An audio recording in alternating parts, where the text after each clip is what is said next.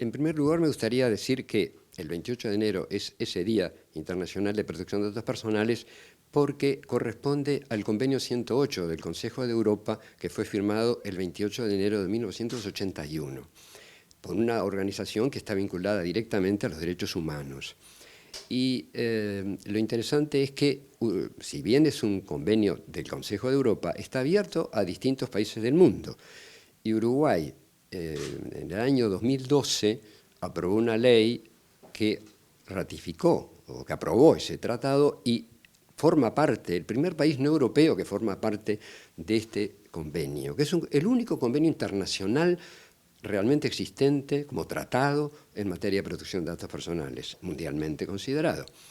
Actualmente se ha actualizado ese convenio 108 y Uruguay también ya aprobó una ley y depositó la ratificación de este nuevo convenio, pero aún no entró a regir porque depende del número de ratificaciones de los países. Eso en materia de este convenio, por lo que es el 28 de enero, el día que tú decías. Ahora, es otro punto importante señalar que el tema es un tema global. La protección de datos no termina con la frontera uruguaya, argentina o donde sea. Por lo tanto, es importantísimo la existencia de normas de ese tipo. Y yo diría que faltan más.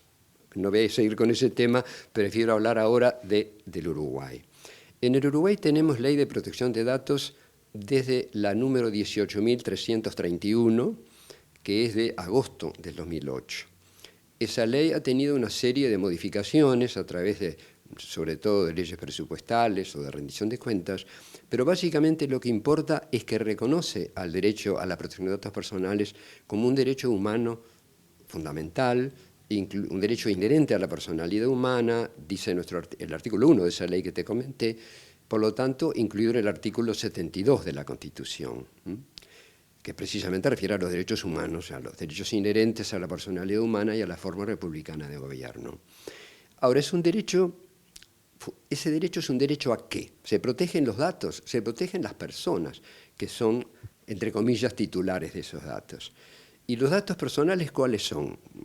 Es un poco obvio esto, pero de todas maneras es cualquier información de cualquier tipo relativa a una persona identificada o identificable, porque si la persona no está identificada o no se puede de alguna manera identificar, suponete si un dato anónimo, no estaríamos en en tema de datos personales. Por ejemplo, suponete tú cuando se manejan datos estadísticos, que tienen un régimen específico de hace mucho tiempo, se darán los datos, pero no con nombre y apellido, no se sabe de quién tales porcentajes, etc. Y puede ser dato de esa persona identificado o identificable, como te decía, de cualquier tipo. O sea, no solamente nombre y apellido, el sello de identidad, sino la imagen, la voz, cualquier dato que de alguna manera te haga reconocer o claramente ya te reconozca directamente. Y ese dato personal se protege para proteger, como te decía antes, a la persona. ¿Y cuáles son los métodos de protección? O sea, primero que nada, aclarar. Esa ley establece una normativa regulando los derechos que tenemos cada uno de los titulares de los datos personales y principios y reglas fundamentales que todas las bases de datos están obligadas a cumplirlo. Porque hay determinadas bases que quizás la ley, entre comillas, las exonera, por ejemplo, datos de seguridad pública, que tiene una normativa específica, o las relativas a la hacienda pública, pero no significa que no tengan determinadas normas y determinados principios que son básicos para todo. Suponete tú el principio de finalidad. Si tú me pedís determinado dato a mí, ¿para qué es esa finalidad? Tiene que ser específico. No te puedes decir, deme los datos suyos. No, yo tengo un derecho que a veces tenemos que hacer conocer a la gente, ese principio de finalidad. O sea, es para esto y no para otra cosa. Si yo me voy a inscribir en una facultad, bueno, he determinado datos que me tengo que dar, pero ¿qué importa si yo gano tantos en tal trabajo? No interesa para nada desde el punto de vista de esa inscripción universitaria. Es un ejemplo, ¿verdad? Entonces, principio de finalidad, principio de reserva o confidencialidad, que es lógicamente básico, el principio de consentimiento informado, o sea que, como regla, hay algunas excepciones, como regla, si tú me preguntas determinados datos a mí, yo tengo que saber para qué es, para qué vas a usar, si vas a hacer transferencias a otra persona, si vas a hacer transferencias internacionales, si son datos que de alguna manera pueden determinar mi personalidad, a través de eso conocer mi personalidad, cuáles son los mecanismos o los procedimientos que tú utilizás. También si yo me niego a darte esos datos, ¿qué pasa? O si te llevo a mentir en los datos, ¿qué pasa? O sea, de esa manera el consentimiento podrá ser informado. Y además, ¿quién es responsable?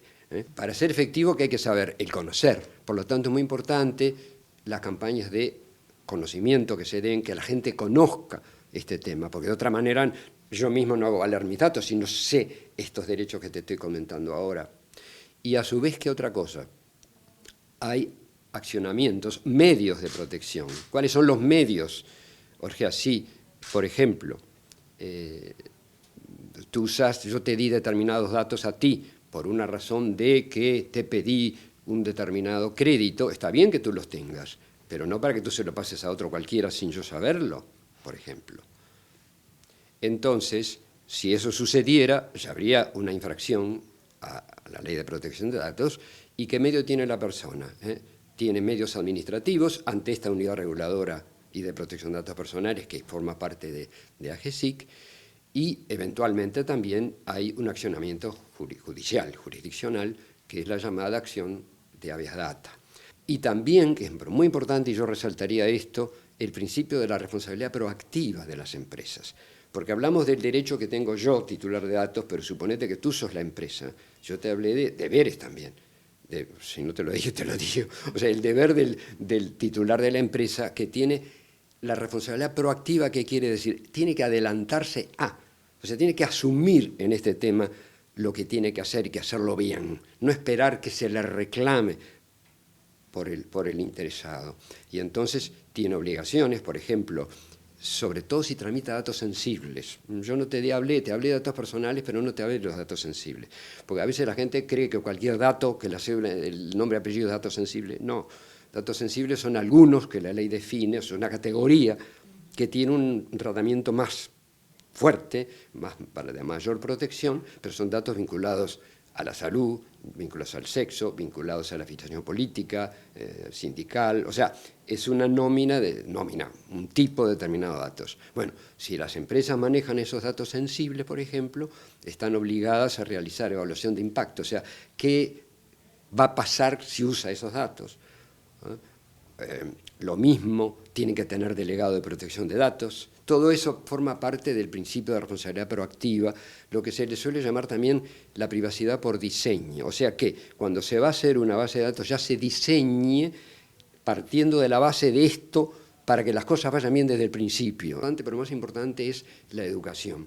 Y, digamos, a través de los mecanismos que te decía de la página, pero la unidad nuestra, y algunos de mis compañeros que están acá te pueden hablar porque intervienen directamente en eso, participan de cursos de capacitación a funcionarios públicos de distintas oficinas, cursos también, yo te mencioné hoy al principio de responsabilidad proactiva y que incluye para determinados casos el deber de tener delegado de protección de datos personales. O sea, todos los organismos públicos, estatales o no estatales, tienen el deber de tener delegado de protección de datos personales, y también las entidades privadas, siempre que tengan determinadas características, que manejan datos sensibles, que hagan transferencias internacionales, que manejen volumen grande de datos, que se ha fijado que son más de 35.000 personas. Bueno, entonces, en esos casos que se tiene ese delegado, el delegado dentro de la empresa es como la figura clave. No que sea el jerarca, pero tiene que tener una posición importante y autonomía dentro de la empresa en materia de protección de datos personales. Y de alguna manera vendría a ser también, no es lo que dice nuestra ley, pero en los hechos lo es, el contacto, la manera de enlazar a la empresa X con la unidad. Y la unidad también ha hecho y está haciendo cursos para esos delegados, que incluso han formado como una especie de comunidad, te diría, entre ellos. A mí me ha gustado mucho eso, como una especie de comunidad de delegados, para tratar de ayudarse entre ellos también.